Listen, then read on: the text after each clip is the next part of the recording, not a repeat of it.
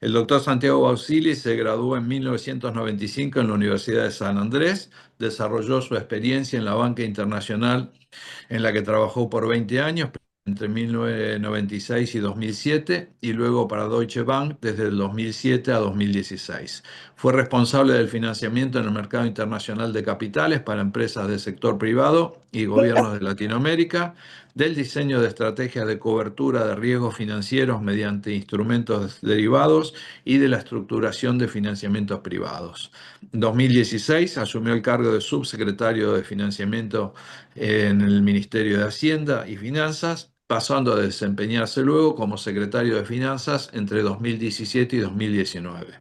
Como consultor, fundó en 2020 junto a Luis Caputo la consultora Anker Latinoamérica. Desde diciembre de 2023 es presidente del Banco Central de la República Argentina. Le agradecemos muchísimo y ahora le damos la palabra al doctor Daniel Artana, que será el encargado de moderarlo a lo largo de la charla. Bueno, gracias, Daniel. Santiago va a hacer una exposición al presidente del Banco Central que ha tenido la amabilidad. Así que, Santiago, te escuchamos con atención. Bueno, muchas gracias, gracias por sumarse. Eh, para la mayoría esto parece como una presentación normal. Para mí el hecho de tener a Daniel Artana enfrente es un poquito distinto. Daniel fue profesor mío, con lo cual esto es casi como un examen. Este, Voy a hacer un repaso de, primero una introducción, donde voy a repasar la mayoría de los conceptos que ya repasamos en el IPOM, quizás un poquito menos estructurada. Este repaso es el repaso de cómo estamos viendo la macro hoy y en particular cómo concluye esa visión sobre la macro, cómo impacta sobre la definición de la política monetaria del Banco Central. En primer lugar, arrancamos por observar el contexto internacional. Obviamente el contexto internacional impacta significativamente sobre la dinámica económica en Argentina. Lo más interesante de esta oportunidad es que ante la presencia de un shock externo caracterizado por el conflicto en Medio Oriente, eh, que tiene un impacto directo sobre el precio del petróleo y sobre la liquidez internacional, en particular el apetito de riesgo en los mercados financieros, aunque sea contrafáctico, Argentina está pasando por este proceso de una manera muy diferente de la que pasó en procesos similares en las últimas décadas, eh, gracias a la fortaleza de los fundamentos macros domésticos. Entonces, nosotros estamos viendo una dinámica económica doméstica que, si bien la economía es una economía que está de a poquitito cada vez un poco más abierta al comercio internacional y a su integración con el mundo, el lado negativo de ese shock no se está traduciendo, no está impactando tan groseramente o tan violentamente como lo hizo en situaciones del pasado. Ese impacto se nos transmite en dos o tres frentes. El primero es que un aumento del precio del petróleo y un aumento de la aversión al riesgo hace que el nivel de actividad de nuestros socios comerciales se vea afectado. Países que iban a crecer a un ritmo de crecimiento están observando que crecen un poco menos, con lo cual la demanda de los productos que nosotros les exportaríamos a ellos está en riesgo de ser más floja. En segundo lugar, el aumento en el precio de la energía resulta en un aumento en los precios internacionales, en inflación en la mayoría de los países, y eso, de alguna manera también corremos el riesgo que se transmita en algo más de inflación en Argentina por importación de esa inflación, y sobre todo en un país como Argentina, donde estructuralmente hemos tenido históricamente una dependencia del financiamiento externo, del flujo de los capitales y la inversión que vienen del exterior. Ese contexto de mayor inflación pone un sesgo de riesgo hacia el aumento de tasas y un desvío de fondos que tradicionalmente hubiesen ido a mercados emergentes y Argentina y que se desvíen a mercados de menor riesgo.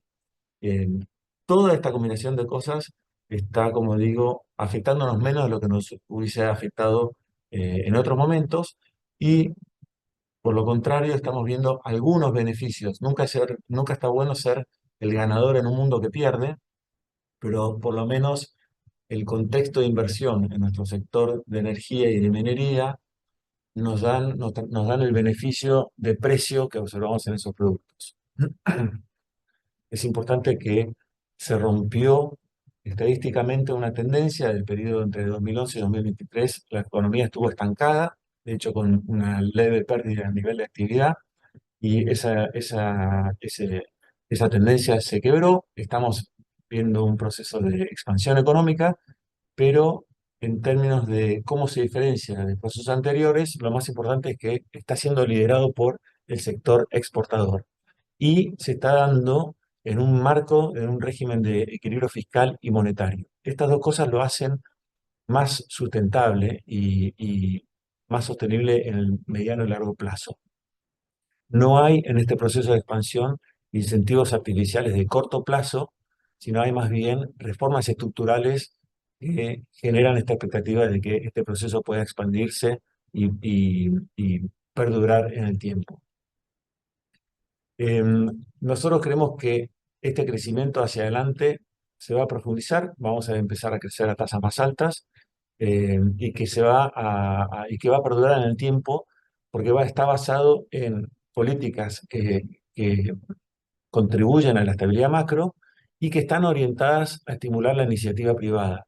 Entonces, al estar liderado por iniciativa privada y por la inversión del sector privado, conlleva un aumento, una mejora en la productividad de esa inversión que desde mucho mejor calidad que cuando todo esto estaba centrado en la inversión del sector público.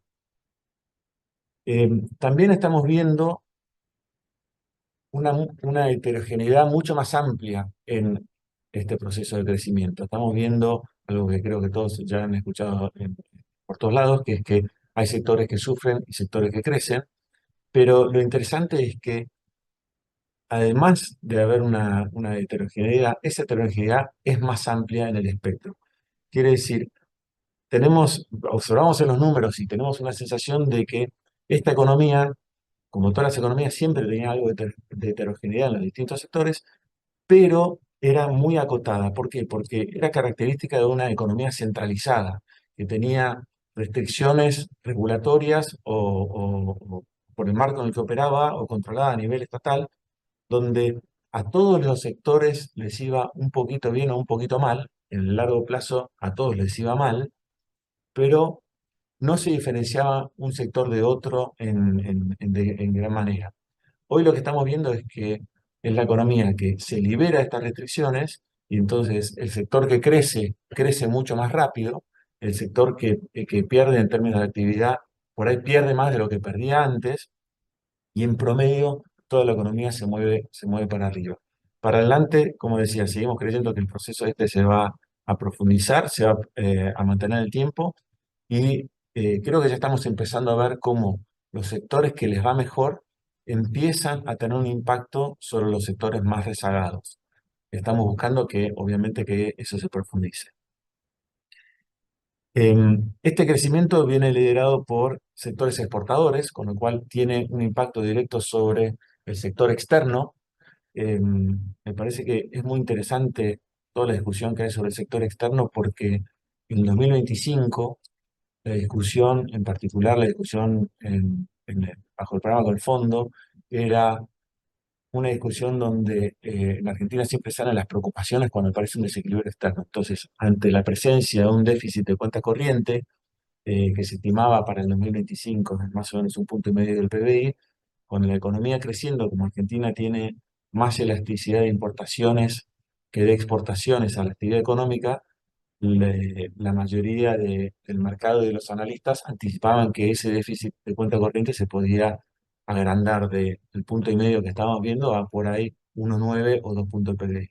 Y enseguida se prendían alarmas de preocupación por el estrés postraumático, ¿no? De situaciones donde en Argentina habíamos visto déficit de cuenta corriente que terminaban en una crisis cambiaria. Bueno, a diferencia de las expectativas que estaban formando más o menos hace un año, ya en el segundo trimestre y para lo que se espera para este año, pareciera que vamos a tener un superávit de cuenta corriente. Con lo cual, esa preocupación que había hace un año ya no está. eh, esta nueva dinámica en el sector externo contribuye también a anclar mejor las expectativas respecto al régimen cambiario. Pero hay una parte eh, que quiero mencionar acá, que es la contribución de la performance fiscal a la cuenta corriente, al sector externo, porque siempre pensamos en la contribución o el impacto de las cuentas fiscales sobre la actividad o sobre lo monetario, porque estamos acostumbrados a que se financiara, que había un déficit que se financiaba con emisión monetaria. Y entonces me pareció interesante meter el comentario de la relevancia de la performance fiscal en el sector externo y por qué eh, y contribuirlo o agregarlo como uno de los principales argumentos por los cuales nosotros hablamos de que el ancla principal de todo el programa de estabilización es la performance fiscal. Porque como decía, ya mostramos que con un ajuste fiscal de 5 puntos que llevan a equilibrar las cuentas del Estado, la actividad puede crecer. También eh, eliminamos el financiamiento monetario de lo que hubiese sido ese déficit, con lo cual ya estamos viendo una reducción en la inflación como una de las contribuciones del ancla fiscal. Pero también tiene una contribución enorme sobre el sector externo, porque la calidad o los componentes de lo que era un déficit de cuenta corriente o lo que es ahora un superávit de cuenta corriente está dominado 100% por lo que ocurre en el sector privado. Con lo cual, si fuésemos de nuevo a una dinámica que nos lleva a acumular un déficit de cuenta corriente y sigue estando dominado 100% por el sector privado, para nosotros eso no representa, dentro de ciertos niveles razonables, no representa una fuente de potencial riesgo, sino, como digo, una demostración de la importancia de lo que es este ancla fiscal. Esta fortaleza en el sector externo nos permite progresar significativamente en la mejora del balance del Banco Central. Lo más visible es el programa de acumulación de reservas, donde anunciamos a partir del 2 de enero empezamos a hacer compras en el mercado de cambios. Creo que se puede decir tranquilamente que el volumen de las compras superó las expectativas del mercado ampliamente, un nivel de compras que en el programa con el fondo anticipaba compras para todo el año de 10.000 millones, ya está por encima de los 13.000 millones de dólares, y con vistas a que no tenemos planes de terminar con el programa de compras en el corto plazo. Esta dinámica también lo que vemos en este proceso es un montón de factores que están contribuyendo a que se reduzca la estacionalidad a la que estamos acostumbrados en la dinámica cambiaria. Estamos acostumbrados a una economía monoproducto, donde lo que pase con la soja se traduce directamente a lo que pasa en el mercado cambiario, y con el crecimiento o la relevancia del sector de la energía en las exportaciones, donde ya no hay un patrón que está atado al clima o a la estacionalidad de los cultivos, sino que el petróleo se produce todos los días, eh, y con la liberación de restricciones y distintas regulaciones y impuestos que había eh, sobre la exportación de productos agropecuarios, lo que está permitiendo hacer es que los exportadores manejen mejor o manejen más discrecionalmente el patrón de esa liquidación de exportaciones, y todo eso está haciendo que sea mucho más continuo y más parejo la dinámica cambiaria.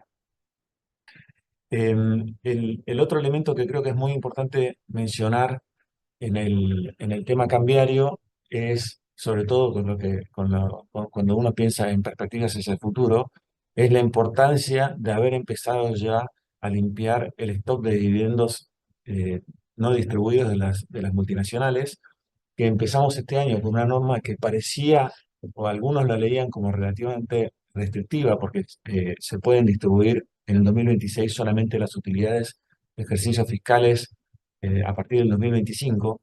Entonces había una percepción de que por ahí era un número artificialmente acotado. Nosotros lo diseñamos de esta manera porque entendemos que las empresas lo que hacen es distribuyen un ratio o una proporción de esas utilidades mucho más grande de lo que sería la proporción normal. O sea, una empresa que distribuye 25 o 30% de sus ganancias en un año normal de dividendos, si distribuye el 100% de las utilidades del 2025, es como que está distribuyendo un stock de 2 o 3 años de utilidades retenidas. Entonces, eso es lo que estamos observando. Ya en lo que va del año se distribuyeron alrededor de 3.400 millones de dólares de dividendos, eh, que es una cifra muy en línea o muy comparable con lo que se distribuyó en el año completo 2016, que fue un año donde se liberaron los dividendos después del cepo que estaba en el mercado entre el 2011 y 2015. Esos fueron 4 años de cepo. Acá tuvimos entre el 2019 y 2025 un periodo un poquito más largo. También hubo más tecnología en este periodo que en el periodo anterior, como para que todos esos fondos no estén atrapados, pero a nosotros nos deja bastante cómodos con que el stock o gran parte del stock de utilidades retenidas ya fue distribuido y en todo caso, si todavía queda, ya parece un patrón mucho más normal para lo que queda de este año y para el año que viene. Paso al tema de precios e inflación doméstica. Nosotros lo que observamos en el segundo trimestre es que las presiones que habíamos visto en el primer trimestre, que habíamos caracterizado como temporarias, de hecho resultaron ser temporarias y dejaron de ejercer presión en el segundo trimestre. Entonces vemos una marcada reducción en la tasa de inflación en abril, mayo, junio, comparado con el periodo que fue desde octubre a marzo. La medida que nosotros hacemos de inflación subyacente también mostró una reducción importante y nos lleva de nuevo a niveles que son comparables con el 2017. Y todo eso nos hace tomar una posición bastante optimista con respecto a la dinámica que esperamos para adelante. Nosotros seguimos viendo una reducción de la inflación.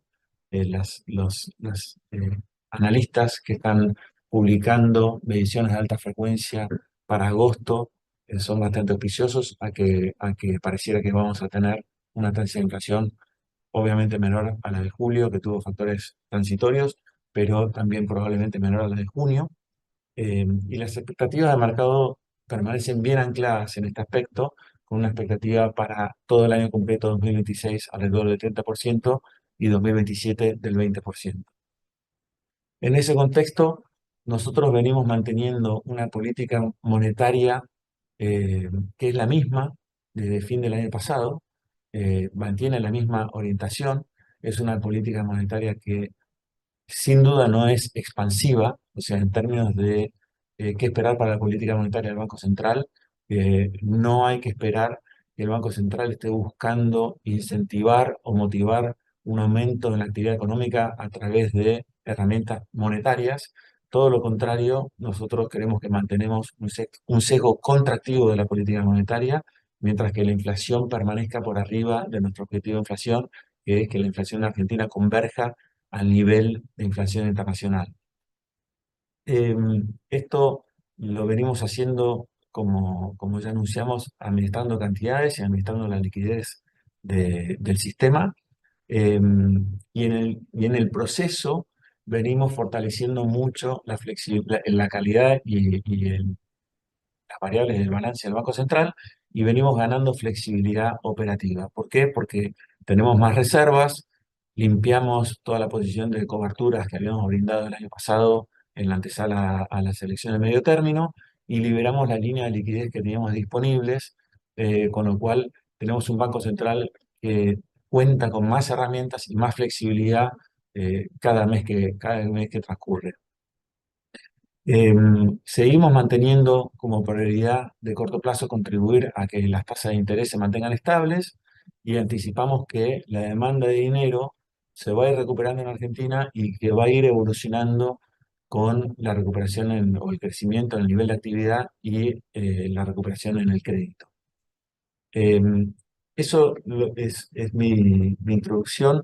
Me quedan 2 o 3 temas estructurales para tocar, pero prefiero dejarlos, Daniel, si te parece, para la parte de preguntas, si quieren hablar de mora, de la propuesta de reforma de la Carta Orgánica o de la regulación que publicamos ayer a la tarde con respecto a los créditos en dólares. Primero, con respecto a la Carta Orgánica.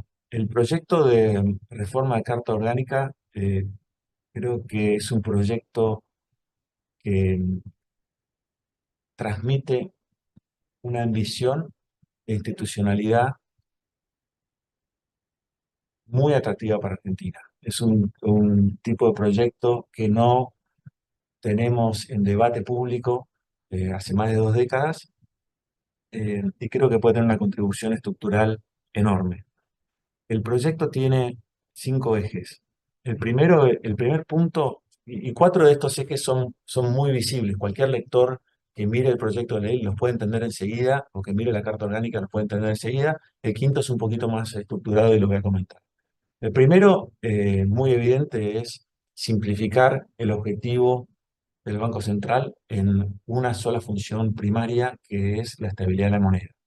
Nosotros eh, tenemos un sistema financiero que es muy chico para lo que es el tamaño de esta economía, cuando lo comparamos con otras economías comparables o cuando lo comparamos con lo que es la historia de Argentina misma. Entonces, eh, pretender que el Banco Central, a través de una política monetaria que tiene que tener un canal de transmisión, que es el sistema financiero, pueda afectar mucho más objetivos que el de intentar preservar el valor de la moneda, nos parece que es demasiado ambicioso. Que más allá de las cuestiones políticas, desde una posición puramente técnica, si pretendemos tener algo de éxito, es importante ser realistas en qué capacidades tiene esta institución en esta economía, en este sistema financiero, y buscar mucho más de un objetivo, nos parece que es demasiado ambicioso. Ese objetivo en sí, que es preservar el valor de la moneda, bueno, ha resultado bastante esquivo durante muchas décadas, con lo cual ya en sí nos parece ambicioso, ponerle más sería demasiado. El segundo elemento central es eliminar el financiamiento al Tesoro, principalmente el financiamiento directo, que tiene cláusulas que se pusieron como resultado de la crisis del 2002, donde el gobierno, por todos los desequilibrios que había perdido acceso a financiamiento, y en una situación de emergencia se introdujo este concepto de adelantos transitorios, que yo digo siempre fueron lo más permanente que existió en todo el financiamiento del Tesoro, lejos de transitorios, perduraron por siempre. Y se transformaron en una canilla abierta automática. Para que tengan una sensación, hoy nosotros, según el marco de la Carta Orgánica actual, podríamos transferirle al Tesoro, solo si ellos nos los piden, el equivalente al 80% de la base monetaria. Eh, es un número bestial, y es un instrumento que se ha exprimido. En la presentación que nosotros colgamos en nuestra página se ha exprimido al máximo cada vez que se pudo. Entonces, se abusó del instrumento. Fue algo que se creó en una situación de crisis y después se abusó en lo cotidiano. Entonces, la propuesta es: eliminemos eso, volvamos a una situación de estabilidad, de steady state, donde, como no hay una crisis, no tiene por qué estar. El tercero, muy vinculado a ese, es definir bien cuáles son las utilidades que se le puede distribuir al Tesoro. Porque es razonable, si se quiere, o se puede argumentar que si el Banco Central genera una utilidad genuina, líquida, realizada, esa utilidad vuelva a la sociedad, y vuelva quizás no solo a través del Banco Central, sino a través del Tesoro. Eh, el problema es que también tenemos una historia de abuso en esta herramienta, porque en lugar de distribuir utilidades genuinas, se encontraron distintos caminos para generar utilidades contables, y esas utilidades contables se monetizaron. Entonces, se creó dinero en la economía a partir de nada, a partir de movimientos contables. El ejemplo más fácil de entender es: al Banco Central se le sacaron los dólares para pagar deudas del Tesoro, y en lugar de solamente sacarle los dólares, en el activo se le sacaron dólares y se le pusieron letras intransferibles, denominadas en dólares, que son un asiento contable entre el Tesoro y el Banco Central, esas letras intransferibles. Al estar en dólares, cada vez que el tipo de cambio se mueve para arriba, el activo del Banco Central medido en pesos aumenta su valor en pesos. Entonces se genera el incentivo a que, bueno, si yo subo el tipo de cambio, devalúo el peso, el Banco Central aumenta el valor de sus activos, genera una utilidad y ahora se la puede distribuir al Tesoro. Entonces, desde un asiento contable, que es la letra intransferible, se mueve el tipo de cambio, hay un incentivo para mover el tipo de cambio, se genera una utilidad y se monetiza algo que no existía en la realidad.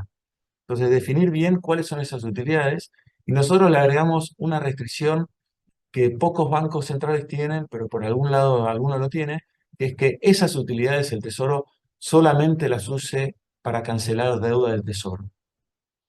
El espíritu detrás de esto es, bueno, como decía antes, si el Banco Central genera una utilidad, esa utilidad le corresponde a la sociedad. ¿Cuál es la forma más justa o menos politizada de que esos recursos vayan a la sociedad? Bueno, la deuda del Tesoro nos pareció que era un lugar donde es de todos y cancelarla tiene poco espacio para politizar esta herramienta. Lo que queremos es que el Banco Central sea una institución técnica no politizada. El cuarto elemento también muy visible tiene que ver con la gobernanza. La gobernanza del Banco Central tiene un set de reglas y siempre decimos que existen el set de reglas que son de jure y de facto. Las autoridades del Banco Central las nombra el presidente con un decreto y las confirma el Senado. La realidad es que eso no ocurre hace como 25 años, entonces de jure tenemos esa regla, de facto las autoridades del Banco Central funcionan en comisión, el presidente las puede poner y sacar. Al poder poner y sacar, o al no estar confirmadas por el Senado, que las puede sacar fácilmente, entonces las autoridades del Banco Central están mucho más expuestas a una presión política, a que el Poder Ejecutivo venga y diga, bueno, el Central o me dan estos pesos o los echo y pongo a otro que sea más amigo y que me los dé. Estos pesos que se generan con las reglas que decía recién. Eh, entonces la propuesta es hacer más difícil la remoción de las autoridades del Banco Central. Nos parece que el artículo sobre los nombramientos está bien. El de la remoción hoy eh, permite que el presidente, con un decreto y una opinión no vinculante de una comisión bicameral, remueva a las autoridades del Banco Central. Entonces nos pareció que esa opinión del Congreso, en línea con lo que tienen la mayoría de los bancos centrales del mundo, no estamos inventando nada, para remover las autoridades del Banco Central tiene que haber una causal clara, no estacionó mal el auto, con lo cual hay que removerlo, tiene que haber una causal clara con respecto al desempeño de las funciones y tiene que combinar la participación del Ejecutivo y del Congreso. Entonces, esa es la propuesta que incluimos en el proyecto. Y el quinto elemento, que es más difícil de entender porque se basa en una construcción legal que se había hecho, tiene que ver con eliminar la posibilidad de que se vuelvan a sacar las reservas del Banco Central mediante la herramienta de las letras intransferibles. Esta es una canilla, como decimos, que se construye con una combinación de un artículo que quedaba de la ley de convertibilidad, con una modificación en la Carta del Banco Central, donde básicamente entre la combinación de estos artículos se define. El Banco Central dice, bueno, mi nivel de reservas debiera ser X, y la ley de convertibilidad decía que si el nivel de reservas del Banco Central es excedente sobre un nivel de reservas X, entonces esos son de libre disponibilidad y se las puede dar al Tesoro. Son construcciones legales que tienen que ver con, originalmente el artículo de la ley de convertibilidad decía que el Banco Central tenía que tener en reservas la cantidad de dólares que respalden la base monetaria. Si tenía dólares por encima de la base monetaria, entonces esos eran de libre disponibilidad. Pero esa definición se abandonó hace un montón de tiempo, pero quedó el pedacito de la definición de libre disponibilidad. Entonces se fue armando toda esta construcción legal. La idea es cerrar eso y que no se vuelva a poder introducir letras intransferibles, obviamente sin un cambio de ley. Y con respecto a la normativa de los créditos en dólares, ahí hay dos o tres puntos conceptuales que me parece son importantes antes de ir al detalle de la norma. El primero es que en todas las decisiones de policy hay un trade-off. Si no hubiese trade-off, las decisiones no serían decisiones, serían elementos que ya son parte de la macro. Entonces creo que para analizar esta decisión, como todas, es importante mantener bien presente que existe un trade-off. Porque si no, uno escucha campanas de un lado o campanas del otro, que no, en un análisis justo hay que presentar los dos lados de la campana. Entonces, eso lo digo para todos los que están tratando de entender qué es lo que está pasando, si esto puede ser bueno o puede ser malo. Cuando lean algo que es solo bueno, bueno, pregúntense qué es lo malo, y cuando lean algo que es solo malo, pregúntense qué es lo bueno. Ese trade-off, el primer elemento del trade-off, me parece que viene dado porque esta es una regla que se estableció en la salida de la crisis de la convertibilidad, donde con el objetivo de evitar que volvamos a tener un riesgo de descalce en el sistema financiero y casi termina eliminándolo, se puso una regla súper estricta, que es: no se pueden tomar depósitos en dólares si no se van a usar para financiar el sector exportador. Con el correr del tiempo, vamos a ver, hay argumentos que dicen, bueno, este es uno de los elementos que preservó nuestro sistema financiero de una crisis que lo elimine, porque tuvimos un montón de situaciones de devaluación de la moneda. Entonces, si no hubiésemos tenido esta regla, hubiese existido un descalce cambiario y ese descalce hubiese terminado en una crisis bancaria. Así que esto nos preservó. La contracara de ese argumento, o uno de los argumentos del otro lado, es, bueno, cuidado, tenemos un sistema financiero que es de los más chicos del mundo. Entonces, cabe la pregunta: ¿preservamos un sistema financiero o lo ahorcamos y no le permitimos que se desarrolle? ¿Qué preservamos? Hay un gran orgullo, preservamos el sistema financiero. Bueno, preservamos un conjunto vacío, quizás. Entonces, me parece que vale la pena ese debate. Entonces, ¿por qué existe esta situación o este debate? Porque el otro elemento que es una realidad fáctica es que los argentinos ahorramos en dólares, o en bienes raíces, o en bienes reales, o en dólares. No ahorramos en moneda local. ¿Por qué? Bueno, porque la inflación desde el 2003 al 2023 es de 50.000%, y desde los últimos 100 años, desde la fundación del Banco Central, es 13 trillones y algo, un número que solo el presidente es capaz de leer ese número. Entonces, si la realidad fáctica es que los argentinos ahorramos en dólares, es importante encontrar canales para que ese ahorro de los argentinos se transforme en inversión en la Argentina. Si el gobierno o el sistema financiero no provee esos canales, ese ahorro se va a canalizar a otro tipo de inversión y no a inversión en la Argentina a través del sistema financiero. Se puede ir directamente al sector de la economía real, se puede ir a bienes raíces o se puede ir al exterior. Pero nos parece que es importante incorporar en el set de políticas públicas esta realidad, que es que el ahorro de los argentinos se hace primordialmente en una moneda que no es el peso.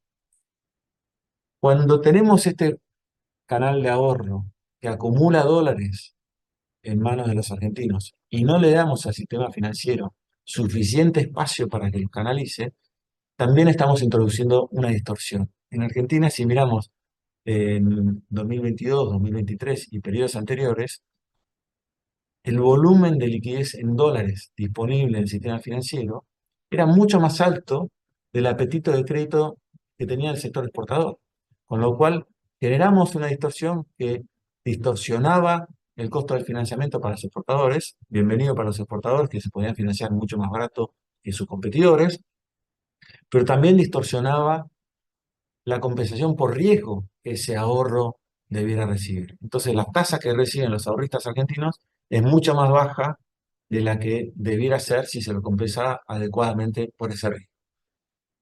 Entonces, eso termina en que gran parte del ahorro se canaliza a estos otros canales que estoy diciendo. Lo que buscamos acá es agregar un grado de flexibilidad, pero haciéndolo en un contexto bien prudente, donde estemos seguros de que no estamos poniendo en riesgo ninguno de los elementos que nos llevaron al miedo de riesgo de la crisis de 2001. Nos parece que hay segmentos de la economía que tienen suficiente vinculación con el sector externo o con los activos reales, que no son puramente sectores exportadores que podemos definir en una normativa, que podrían beneficiarse de este financiamiento en moneda externa, en moneda extranjera, y que reducirían el potencial de esta distorsión. particularmente pensando hacia el futuro. O sea, los depósitos en Argentina crecieron de 13.000 millones de dólares en diciembre de 2023 a 40.000 millones de dólares hoy. Y el crédito en dólares a los exportadores creció en mayor magnitud, porque en el 2023 esos depósitos, solo el 23% de los depósitos se prestaba y hoy el 55% de los depósitos se prestan. Entonces, hay un dinamismo súper positivo. Pero hacia adelante, esto puede llegar a encontrar topes que generen distorsiones. Y en una economía que está trabajando, operando con un nivel de monetización muy menor al que operó en el pasado y muy menor al que vemos en otros países, nos parece que es importante proveerles canales de potencial monetización, ya sea en pesos o en dólares, que agilice su dinamismo sin traer presiones inflacionarias. Entonces, voy a lo que es la norma en sí. La norma lo que flexibiliza es, los bancos pueden tomar depósitos en dólares y los pueden prestar al sector exportador o hasta un 15%, que nos parece que es un nivel bastante conservador, a un sector que no sea sector exportador. Ese sector no exportador va a estar representado, por lo menos por ahora, solamente por personas jurídicas. ¿Por qué por personas jurídicas? Porque desde el punto de vista del Banco Central estamos mirando el riesgo del sistema financiero. Nosotros vemos que la jurisprudencia en Argentina no es igual cuando se debate, cuando se discute los derechos bajo un contrato. Cuando el contrato se discute entre dos personas jurídicas, un banco y una empresa, la justicia ha dicho en el pasado, muchachos, son grandes. Fijaron estas pautas en este contrato, tienen que cumplir el contrato, esa es la ley que aplica en Argentina. Arréglense y honren el contrato. Cuando ese contrato lo establecieron una persona humana y una persona jurídica como un banco, la justicia en algunos casos de movimientos extremos en la macro ha dicho, esta no es una discusión entre pares. La persona es más débil que el banco, con lo cual corresponde que el banco readecúe parte de ese contrato para acomodar las necesidades que tiene esta persona en esta crisis. Entonces, para nosotros no es igual según lo que fijó la jurisprudencia. Además de estos dos elementos, le agregamos a los conceptos de descalce que ya existen en Basilea, no es que estamos inventando algo, según los parámetros internacionales y las economías que tienen bimonetarismo, como Perú, Uruguay, Chile, Turquía, existen parámetros y reglas internacionales que recomienda el BIS para este tipo de situaciones. Nosotros tenemos todas esas reglas en nuestro marco normativo, pero además, por lo menos en esta etapa, las hacemos un poquito más estrictas. Les exigimos un poco más de capital y les exigimos que ponderen estos créditos de una manera un poco más dura que lo que se ponderan los créditos normalmente. ¿Por qué? Porque vamos de a poco, vamos de una manera conservadora y queremos preservar este sistema financiero. ¿Qué es lo que anticipamos? ¿Que va a haber un boom de créditos en dólares para no exportadores? No, para nada. Creemos que es una flexibilidad que todo el sistema financiero conoce el riesgo de descalce, conoce la experiencia que hubo en el 2001 y que resultó en esta normativa, y no hay nadie que está saliendo desbocado a decir, por fin me dejan hacer locuras y va a ir a tomar riesgos eh, no recomendados. Lo que vemos es que es probable que algún tipo de financiación que podía ocurrir con bajísimo riesgo, pero que no ocurría por cuestión normativa, se puede empezar a dar. Por ejemplo, el sector de desarrollos inmobiliarios. Hay un cierto nivel de cobertura de riesgo de desarrollos inmobiliarios. Voy a un extremo. Me compro un terreno para hacer un desarrollo y tomo un 20% del valor de ese terreno como financiamiento en dólares, y puede ser que si el terreno es de buena calidad y hay un desarrollador serio y hay un proyecto que tiene buenas perspectivas, que sea un perfil de riesgo adecuado para eso. También existe un montón de empresas, sobre todo en el sector PYME o de las empresas medianas, de accionistas que tienen capital en el exterior, que lo pueden usar como colateral para financiamiento, pero que por normativa un banco no les puede prestar. Entonces, enseguida aparecen bancos locales que dicen, bueno, aunque vos no operes en un sector exportador, si vos me das una carta de crédito o un tipo de garantía que a mí me deje cómodo, canalizamos ese financiamiento a través de la empresa y no como un aumento de capital. Esos son tipo de estructuras simples que creemos que en el corto plazo se puede dar. Obviamente es un tema que vamos a monitorear muy de cerca, vamos a compartir la información con el mercado y todo el mundo lo va a poder ir monitoreando. Y creemos que es una flexibilidad adicional. También, y con esto cierro, creemos que es probable que mejore la dinámica competitiva de las tasas de interés. O sea, el banco que sentía que tenía a un exportador que le tomaba el fondeo de una manera cautiva y le imponía las tasas de interés, ahora le puede decir, cuidado, porque si no me parece atractivo los términos financieros a los cuales te puedo prestar a vos, ahora tengo otra gente a la cual le puedo prestar. Y de la misma manera, el ahorrista ahora es más probable que enfrente una mejor compensación por sus depósitos en dólares por parte de los bancos que tienen mejores alternativas de negocio o más alternativas de negocio que lo que enfrentaba hasta ahora.